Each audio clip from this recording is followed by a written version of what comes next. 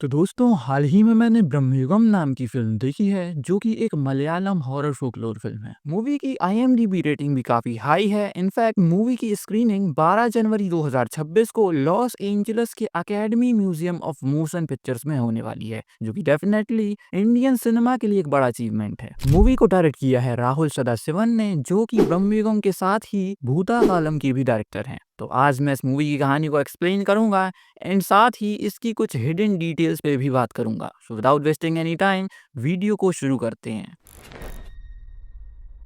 तो दोस्तों इस मूवी की कहानी साउथ मालाबार 17th सेंचुरी से शुरू होती है, जहां हम व्यूअर्स दो लोग कोरा और थीवन नाम के आदमी को देख पाते हैं। नाव कोरा थीवन से कहता है कि आज रात नदी पार कर पाना मुश्किल है, तो वो आग को बुझने ना दे। आगे दोनों लोग सो जाते हैं। अब इसी बीच थीवन की आंखें खुलती हैं। वो देखता है कि आग बुझ चुकी है और कोरा भी वहां से गायब है। आगे वो उसे ढूंढने के लिए जंगल में जाता है और देखता है कि कोरा एक जगह पर मंत्रमुग्ध होकर खड़ा हुआ है। आगे हम व्यूअर्स यक्षी को देख पाते हैं, जो कि एक फीमेल डिमोनिक एंटिटी है, जिसका जिक्र हमें दक्षिण भारत की लोक कथाओं में मिलता है। ऐसा कहा जाता है कि यक्षी पहले लोगों को अपनी ब्यूटी से अट्रैक्ट करके उनके साथ फिजिकल रिलेशन बनाती है और बाद में उनकी जान ले लेती है। सिमिलरली कोरा यक्षी की तरफ अट्रैक्ट हो जाता है और थीवन वहां से भाग जाता है। देन हम व्यूअर्स देख पाते हैं कि कोरा यक्षी के साथ इंटीमेट होने की कोशिश करता है, लेकिन यक्षी उसे जान से मार डालती है। now आगे हम थीवन को देख पाते हैं, जो कि नदी पार नहीं कर पाता और भूखा होने की वजह से एक पुराने घर के पास जाकर वहां रखे हुए कुछ नारियल को खाने लगता है।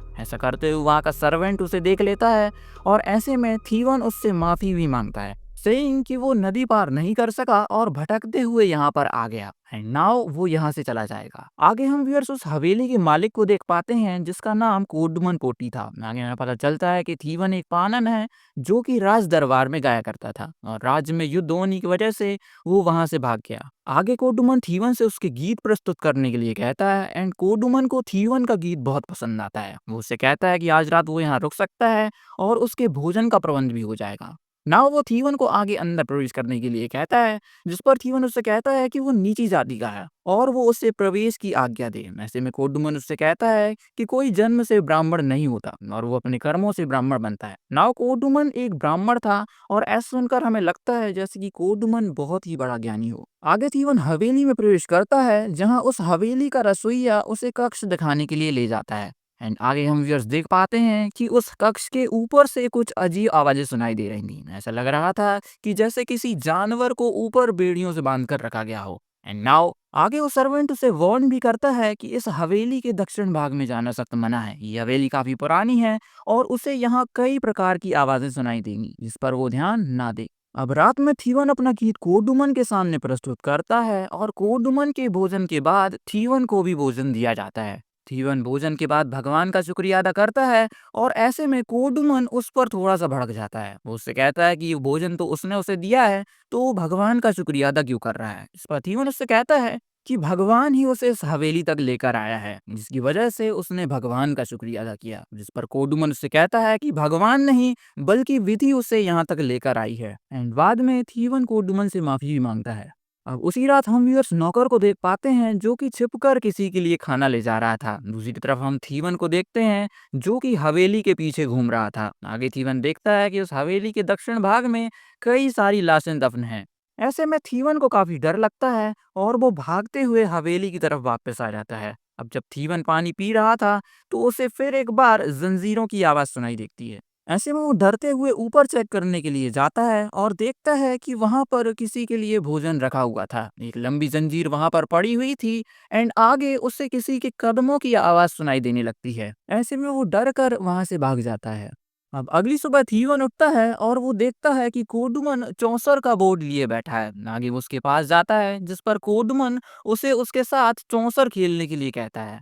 आगे थीवन कहता है कि उसके पास दांव पर लगाने के लिए कुछ भी नहीं है। ऐसे में कोडुमन उससे कहता है कि समय जो है वो बहुत ही मूल्यवान है, तो वो अपने समय को दांव पर लगा सकता है। इस पर थीवन उससे कहता है कि कोई अपने समय को कैसे दांव पर लगा सकता है। जिस पर कोडुमन उससे कहता है कि अगर वो इस खेल में जीत जाता है तो वो यहाँ से जा सकता है, लेकिन अगर वो इस खेल में हार गया तो उसे आजीवन इस हवेली में रहना होगा और उसके लिए गाना होगा। ऐसे में थीवन काफी डर जाता है और वो कहता है कि वो इस खेल को नहीं खेल सकता और उसे तो जाना ही होगा।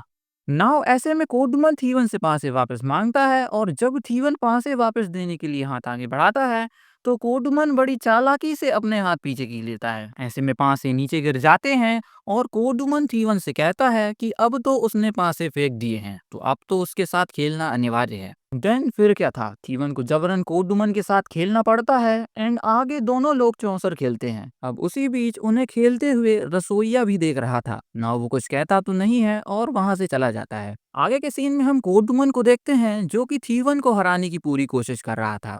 हालांकि थीवन ने इस खेल को पहले मंदिर में कुछ लोगों को खेलते हुए देखा था, इसलिए उसे ये खेल आता था। अंत में थीवन को हराने के लिए 12 अंक चाहिए थे एंड आगे कोडुमन अपनी चाल चलता है। कोडुमन के 7 अंक आते हैं एंड शॉकिंगली हम व्यूअर्स देख पाते हैं कि कोडुमन के एक नज़र देखने पर वो पासे अपने आप ही पलट जाते हैं। ये बहुत ही अजीब था एंड हम व्यूअर्स को समझ आता है कि कोडुमन कोई साधारण आदमी नहीं है। कोडुमन को उसकी माँ के बारे में भी काफी कुछ पता था, लेकिन थीवन ने तो अपनी माँ का जिक्र कभी कोडुमन से किया ही नहीं था। अब थीवन खेल में हार चुका था, मतलब थीवन को आजीवन इस हवेली में रहना होगा और कोडुमन के लिए गाना होगा। अब आगे के सीन में हम थीवन और रसोइये को देख पाते हैं जहां रसोइया थीवन का मजाक उड़ाते हुए कहता है कि अब उसे मालिक के लिए गाना ही नहीं बल्कि चौसर भी खेलना होगा। आगे थीवन रसोइये से मालिक की तारीफ करता है, सेइंग कि मालिक तो महाज्ञानी है, उनके चेहरे पर बहुत ही तेज है और जरूर वो कोई महात्मा है एंड उन्हें बिना बताए ही सब कुछ पता चल जाता है। नाउ ऐसे में रसोइया कहता है कि जरूरी नहीं है जो दिख रहा हो वो सच हो। रसोइया मालिक को दुष्ट और कपटी कहकर बुलाता है और ऐसे में थीवन उसे ऐसा करने के लिए रोकता है और कहता है कि अगर मालिक ने सुन लिया तो उससे काफी प्रॉब्लम होगी। आगे के सीन में हम थीवन और कोडुमन को देखते हैं जहां कोडुमन उससे पूछता है कि उसे यहाँ रहने में तो कोई दिक्कत नहीं हो रही है, जिस पर थीवन उससे कहता है कि वो एकदम ठीक है और उसे यहाँ पर किसी भी प्रकार की समस्या नहीं है। आगे कोडुमन थीवन से रसोइये के बारे में पूछता है, सेइंग कि उसे रसोइये से तो कोई परेशानी नहीं है और वो उसके बारे में तो कुछ नहीं कह रहा था। ऐसे में थीवन इस बात से साफ इनकार कर देता है और आगे कोडुमन उसे ये भी बताता है कि उसी के चेहरे से मिलता जुलता एक आदमी यहाँ रहा करता था। एक दिन उसे रसोइये ने कुछ कह दिया जिसके बाद उसकी बुद्धि भ्रष्ट हो गई और बाद में वो पागल हो गया। वो हवेली में यहाँ वहाँ घूमता रहता था और एक दिन उसके पागलपन से परेशान होकर कोडुमन ने ही उसकी जान ले ली थी और अब वो शांति से घर के दक्षिण भाग में दफन है। अब ऐसा सुनकर थीवन को काफी डर लगता है। नाउ आगे के सीन में हम रसोइये को देख पाते हैं जहाँ रसोइया कोडुमन को भोजन देने से इनकार कर देता है। उससे कहता है कि उसे 4 बार भोजन दे चुका है और अब रसोई में खाने के लिए कुछ भी मौजूद नहीं है। अब ऐसे में कोडुमन को काफी गुस्सा आ जाता है और उसका गुस्सा बढ़ने के साथ साथ वहां रखी हुई चीजें भी काफी जोर से हिलने लगती हैं। आगे कोडुमन दूर से ही रसोइये को अपने नजदीक खींच लेता है और उसका गला दबाने लगता है। ऐसे में थीवन कोडुमन को ऐसा करने से रोकता है, लेकिन कोडुमन उसे गुस्सा होते हुए उसे नीच आत्मा कहकर बुलाता है। हालांकि कोडुमन रसोइये को जान से नहीं मारता। अब रात में हम थीवन और रसोइये को देख पाते हैं जहां थीवन रसोइये से पूछता है कि आखिर कोडुमन पोटी है कौन और वो कहाँ फंस गया है। ऐसे में रसोइया उसे बताता है कि जो उसने सुना है वो एकदम सच है। कोडुमन पोटी ने ही उससे पहले रह रहे आदमी और नृतक को मारा है और उसने ही उसके शरीर को पीछे दफनाया था। आगे उसे ये भी बताता है कि कैसे कोडुमन पोटी के वंशज चोडुलन पोटी ने घोर तप और साधना से देवी वराही को प्रकट किया था। देवी वराही ने चोडुलन पोटी को एक संदूक दिया था जिसमें एक मांत्रिक शक्तियों वाला जादन था। देवी वराही ने कहा कि ये जादन तुम्हारी प्रत्येक इच्छा पूरी करेगा और अंतर ध्यान हो गई। आगे पोटी ने जादन का गलत इस्तेमाल किया और उस पर अत्याचार किया। अत्याचारों से परेशान होकर एक दिन जादन ने नशे में धुत पोटी से कहा कि अगर वो उसके मुख में देखेगा तो उसे नर्क दिखाई देगा। पोटी ने उसके मुख में देखा और जादन ने उसकी आत्मा खींचकर उसे वहीं मार दिया, साथ ही उसके खानदान के सभी लोगों को निर्दयता पूर्वक मार दिया। आगे इस हवेली में कई सारे मांत्रिक आए जो कि जादन को समाप्त करना चाहते थे, लेकिन कोई भी जादन को समाप्त नहीं कर सका। आखिर में उस वंश के आखिरी वंशज कोडुमन पोटी जादन को समाप्त करने आया। हालांकि हमें ये नहीं बताया जाता कि कोडुमन पोटी जादन को समाप्त कर पाया था या नहीं। आगे थीवन ये भी कहता है कि वो सच कह रहा है और उसने जादन को रात में ऊपर के कक्ष में देखा है। ऐसे में रसोइया से कहता है कि अगर वो इसी तरह रात में घूमेगा तो जल्द ही उसे उसके लिए भी गड्ढा खोदना पड़ेगा। हालांकि हम व्यूअर्स ने नहीं देखा कि थीवन ने जादन को कब देखा। आगे के सीन में हम थीवन को देखते हैं जो कि छिपकर कोडुमन को देख रहा था। आगे हमें फिर एक बार यक्षी दिखाई देती है जो कि कोडुमन के साथ इंटीमेट हो रही थी। देन यक्षी थीवन को देख लेती है और ऐसे में थीवन डर कर वहां से भाग जाता है। अब अगली सुबह हम थीवन को देखते हैं जो कि कोडुमन से नजर बचाते हुए रसोइये के पास जाता है और उससे कहता है कि ये जगह तो श्रापित है और यहाँ अन्न का एक भी दाना नहीं उग सकता और उन्हें मिलकर यहाँ से भाग जाना चाहिए। ऐसे में रसोइया थीवन की एक भी नहीं सुनता और चुपचाप अपना काम करने लगता है। आगे थीवन वहां से भागने के लिए अपने कपड़े वगैरह उठाता है और ऐसे में उसे तुरंत कोडुमन के कदमों की आवाज सुनाई देने लगती है। उसके कदमों की आवाज पल पल उसके नजदीक आ रही थी और ऐसे में वो थम कर अपनी आंखें बंद कर लेता है और जैसे ही वो अपनी आंखें खोलता है तो कोडुमन उसके ठीक सामने खड़ा हुआ था। कोडुमन उससे पूछता है कि वो कहाँ जा रहा है, जिस पर वो कहता है कि उसकी माँ अकेली है तो वो उसे जाने दे। आगे कोडुमन उससे कहता है कि बिल्कुल तुम यहाँ से जा सकते हो और उसने उसे रोका ही कब है, लेकिन वो इतनी वर्षा में कैसे जाएगा। एंड शॉकिंगली हम व्यूअर्स देख पाते हैं कि कोडुमन के ऐसा कहते ही काफी जोर से बादल गरजने लगते हैं और काफी तेज वर्षा होने लगती है। नाउ थीवन भागने में असमर्थ हो गया था और काफी निराश भी हो गया था। आगे के सीन में कोडुमन उससे कहता है कि उससे पहले जो आदमी यहाँ रह रहा था उस काल अवधि में लगातार 3 वर्षों तक वर्षा होती रही थी और वर्षा का कुछ कहा नहीं जा सकता। हो सकता है वर्षा एक सप्ताह चले, कुछ माह चले या फिर कुछ साल, कुछ कहा नहीं जा सकता। साथ ही वो ये भी बताता है कि उस काल अवधि में लगातार इतनी वर्षा हुई थी कि दिन और रात्रि में अंतर करना मुश्किल हो गया था। साथ ही वो उससे पहले रह रहे नर्तक को क्रिटिसाइज करते हुए कहता है सेइंग कि नर्तक को नाचना तो आना ही चाहिए और गायक को गाना, नहीं तो वो इस धरती पर बोझ समान है। ऐसे में थीवन उससे कहता है कि नृत्य और संगीत दैवी कला है और इस विद्या का गायन मोक्ष की यात्रा है, लेकिन जो व्यक्ति अपने संस्कार भुला चुका हो वो भला क्या समझेगा। ऐसे में कोटुमन उससे कहता है कि ये ब्रह्म युग है और इस काल में भक्ति, संस्कार और देव पूजन का कोई फल नहीं मिलता। इस युग में ईश्वर को कितनी भी जोर से पुकारो वो नहीं सुनेगा और भगवान का निवासन ही ब्रह्म युग की शुरुआत है। अब मैं आप सभी को बता दूं कि ब्रह्म युग जो है वो कलयुग का ही एक स्टार्टिंग पीरियड है। एंड आप सभी को पता होगा कि भगवान श्री कृष्ण के जाने के बाद कलयुग की शुरुआत हो गई थी, यानी भगवान जो है वो पृथ्वी लोक से वापस वैकुंठ चले गए थे। बेसिकली फिल्म में ये बताने की कोशिश की गई है कि अंधकार इतनी चरम पर होगा कि भक्त की आवाज भगवान को सुनाई ही नहीं देगी। And that is a reason जो लोग कहते हैं कि भगवान उनकी सुनता नहीं है। नाउ आगे थीवन कोडुमन से कहता है कि वर्षा रुकने के पश्चात तो उसे जाना ही होगा। देन ऐसे में कोडुमन कहता है कि उसके अंदर सिर्फ एक ही भावना है, भय की भावना। आगे थीवन रूड बिहेव की वजह से कोडुमन से माफी मांगता है और कहता है कि वो उसके लिए जरूर गाएगा। ऐसे में कोडुमन कहता है कि अब उसका व्यवहार उसके लिए असहनीय हो गया है तो उसे गाने की कोई भी जरूरत नहीं।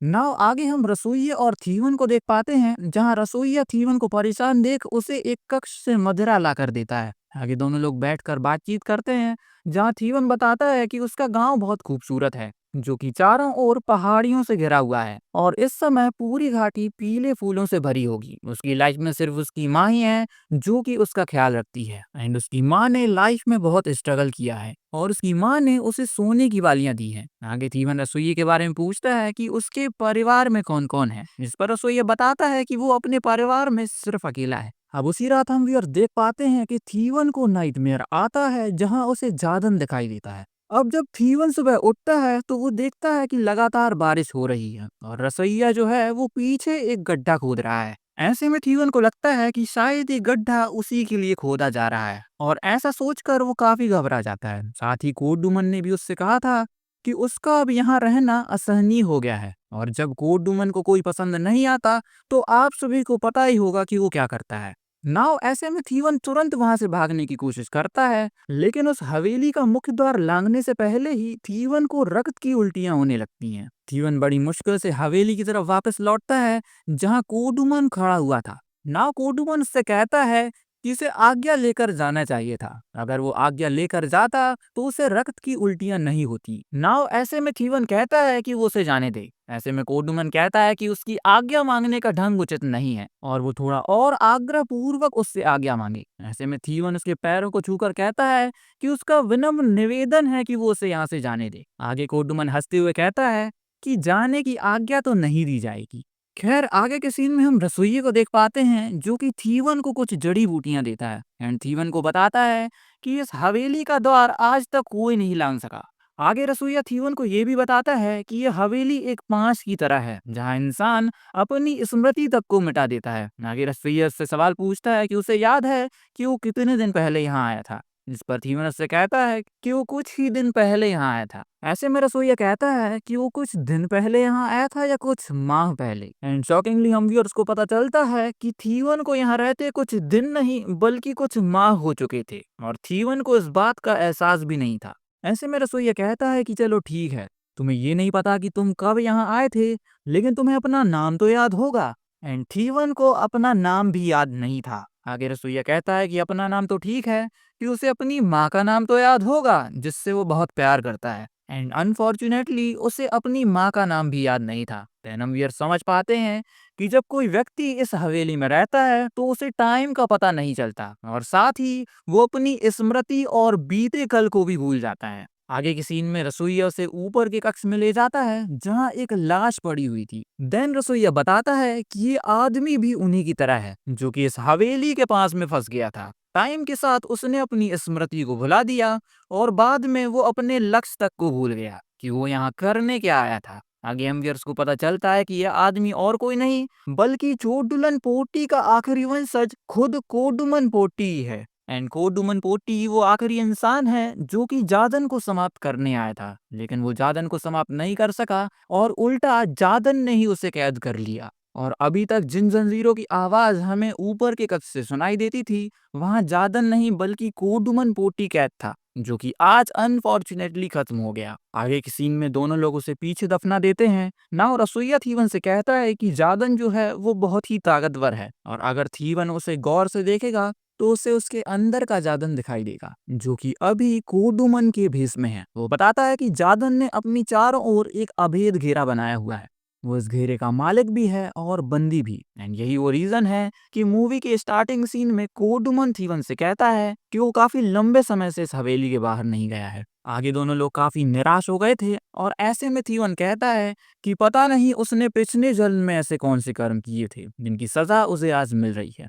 ऐसे में रसोइया कहता है कि उसका यहाँ फंस जाने से कर्मों का कोई लेना देना नहीं है, वो खुद यहाँ आए थे और इस पास में फंस कर रह गए। एक प्रकार से वो कह रहा था कि विधि ही उन्हें यहाँ तक लेकर आई है। वो कहता है कि जो लोग शक्तिशाली होते हैं वो लोग अक्सर अपने शक्ति का फायदा उठाकर कमजोर लोगों पर अत्याचार करते हैं। एंड पावर जो है वो इंसान को करप्ट कर देती है। एंड इस चीज को मूवी में बहुत ही अच्छी तरीके से दिखाया गया है। मूवी में दिखाया गया है कि कैसे अपर कास्ट के जो लोग हैं वो लोअर कास्ट के लोगों पर अत्याचार करते थे। एंड चोडुलन पोटी जो कि इतना बड़ा मांत्रिक था उसने जादन पर अत्याचार किया। बाद में जादन ने आजाद होकर उसके पूरे परिवार पर अत्याचार किया। एंड नाउ जादन अब कोडुमन के रूप में थीवन और रसोइये पर अत्याचार कर रहा है। आगे रसोइया कहता है कि यहाँ से निकलने का एक ही रास्ता है जो कि इस हवेली के बेसमेंट में मौजूद है। वो बताता है कि बड़े कक्ष के नीचे तलघर का एक रास्ता है। इस रास्ते के अंदर गुजरते हुए लोहे का एक बड़ा द्वार है जो कि लॉक्ड है। एंड इस द्वार के अंदर के कक्ष में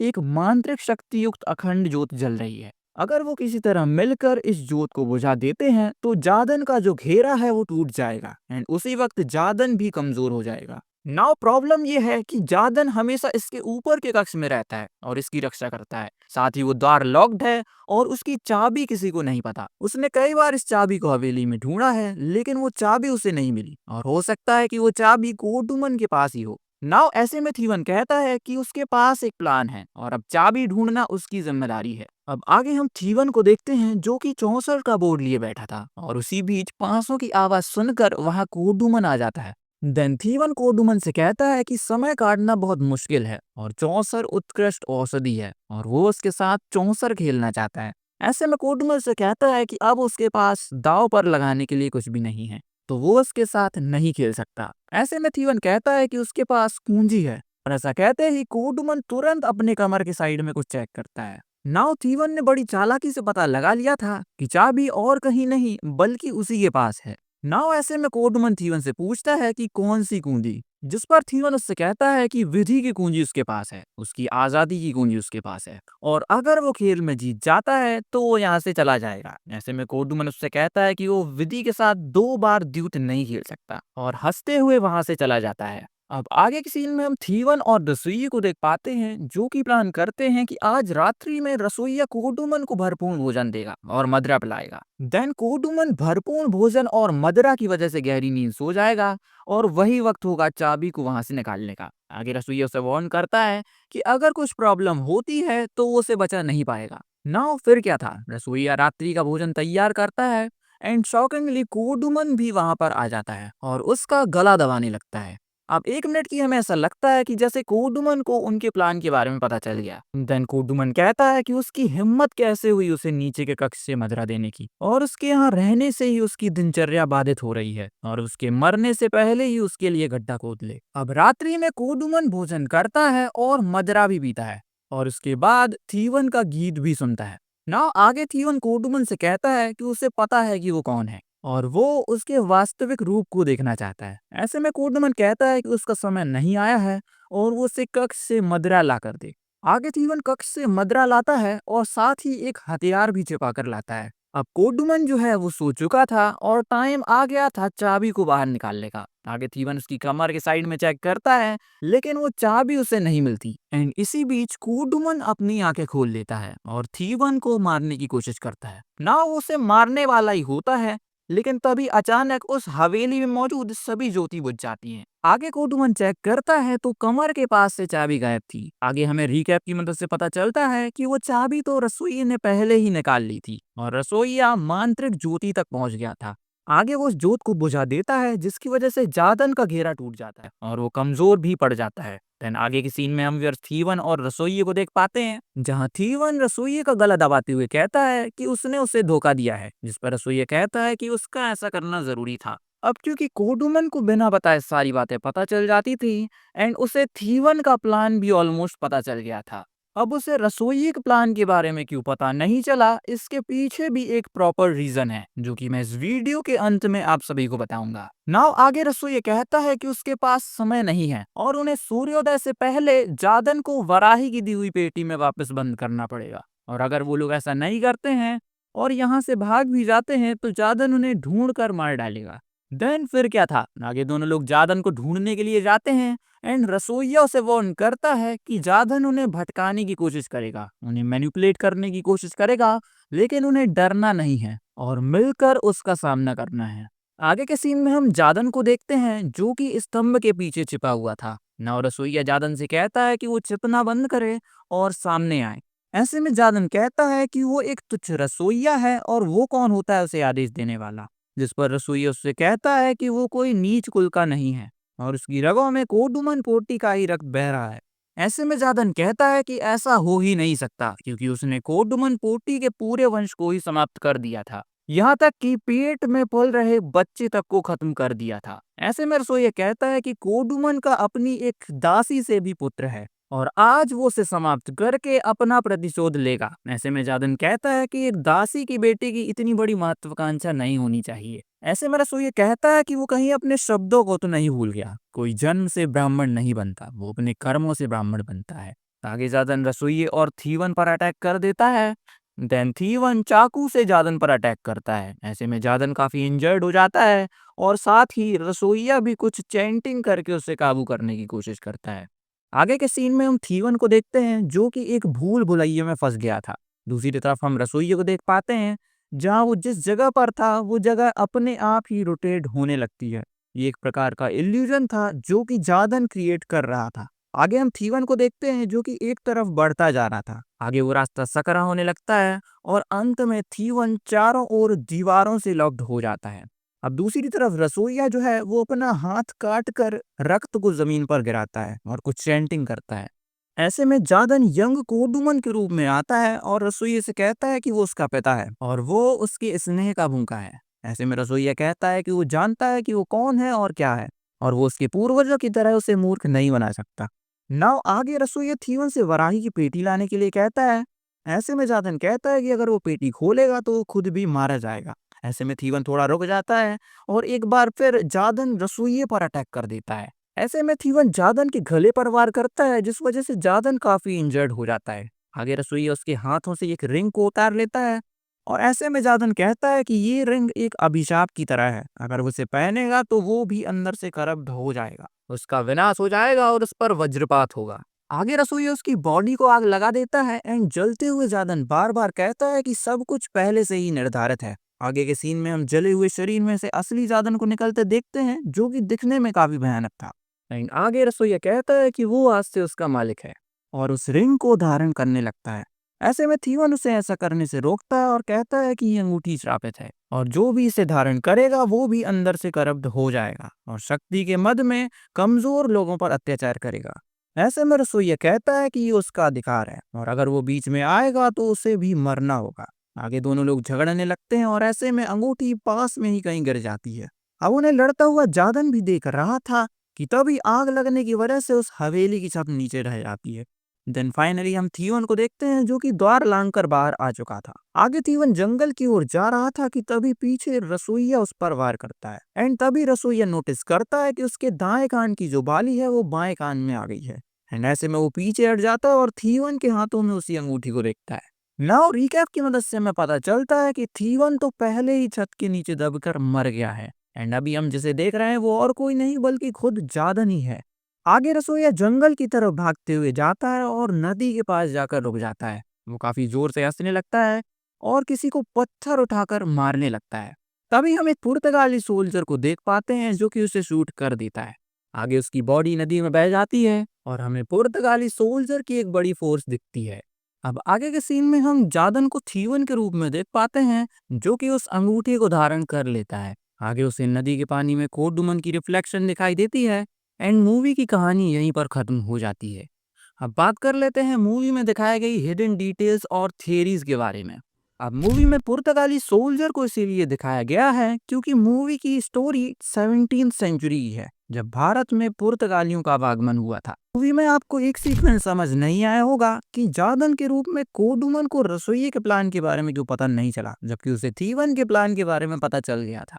अब क्योंकि रसोइया कोडुमन का ही बेटा था और कोडुमन बहुत ही बड़ा मांत्रिक था, उसने अपने बेटे को कई सारे मंत्र सिखाए होंगे और शायद इसी वजह से जादन उसके मन की बात नहीं जान सका। या फिर ये भी हो सकता है कि उसने कुछ भी प्री प्लान ना किया हो और सडनली चीजों को एग्जीक्यूट किया हो। अब बात करें फिल्म में दिखाई गई अखंड ज्योति की, तो एक थ्योरी निकलकर सामने आती है, जहां हो सकता है कि कोडुमन या किसी मांत्रिक ने उस अखंड ज्योति को जलाया हो, जब उन्हें ये समझ आया हो कि जादन को मारने या समाप्त करने से पहले उसे कैद करना जरूरी है, और ऐसी व्यवस्था बनाई हो कि जादन और उसकी शक्तियां सिर्फ हवेली तक ही सीमित रहें। एंड में ज्योति बुझ गई थी, मतलब जादन जो है वो अब आजाद है, वो कहीं पे भी जा सकता है, किसी को भी मार सकता है और किसी का भी रूप ले सकता है। अंत में थीवन को कोडुमन की रिफ्लेक्शन दिखती है। ये सीन सिंबलाइज करता है कि थीवन जो है वो कहीं ना कहीं कोडुमन की तरह ही बन गया है। नाउ फिल्म को क्रिएटिव फील्ड के चलते ब्लैक एंड व्हाइट रखा गया है, क्योंकि फिल्म सोसाइटी के डार्क साइड, कलयुग की डार्कर मोरालिटी और कास्टिज्म को साथ लेके चलती है। एंड फिल्म का ब्लैक एंड व्हाइट होना उसे मोर एक्सप्रेसिव और विजुअली स्ट्रॉन्ग भी बनाती है। उम्मीद करता हूँ कि ये वीडियो आपको पसंद आया होगा एंड अगर पसंद आया है तो वीडियो को लाइक करके चैनल को सब्सक्राइब जरूर करें। मैं मिलूंगा आपसे एक और नए वीडियो में, तब तक के लिए गुड बाय।